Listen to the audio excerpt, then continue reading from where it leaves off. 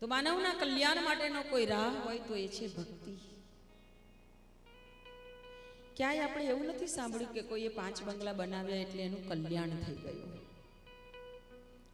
કોઈને 5 લાખની નોકરી મળી એટલે એનું કલ્યાણ થઈ ગયું, એવું ક્યાંય સાંભળ્યું છે? કોઈ 15 ગાડીના માલિક હોય એનું કલ્યાણ થઈ ગયું, એવું કઈ જોયું છે? મોટી મોટી ફેક્ટરીના માલિક હોય એનું કોઈનું કલ્યાણ થયું હોય એવું ક્યાંય આપણને જાણવા, સાંભળવા કે જોવા મળ્યું નથી. પણ જેની પાસે કશુંય નહોતું એવી સબરીનું કલ્યાણ થઈ ગયું. જેની પાસે તૂટેલી ફૂટેલી નાવડી સિવાય કાંઈ નહોતું એનું પણ કલ્યાણ થઈ ગયું. કેવટ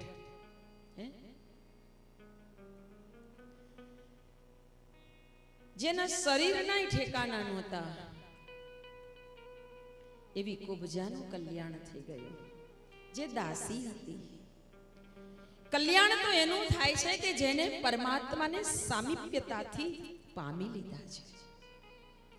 એટલે સંતો ઋષિઓ મહાપુરુષો કહે છે કે ભૂખ વગરનું ભોજન નકામું છે. ભૂખ લાગી ન હોય ને તમે ખાઓ, નકામું પડે, ઈચ્છા પણ ન થાય ખાવાની. ભૂખ વગરનું ભોજન નકામું છે.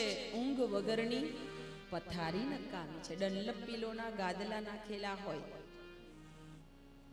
પોચા પોચા પોચા, પણ ઊંઘ જ ના આવતી હોય, ગોળીઓ ખાય તોય ઊંઘ ના આવે, તો એ ગાદલાને શું કરવાનું? ઊંઘ વગરની પથારી નકામી છે. સમય કરતા વહેલા વાવેલું બીજ નકામું છે.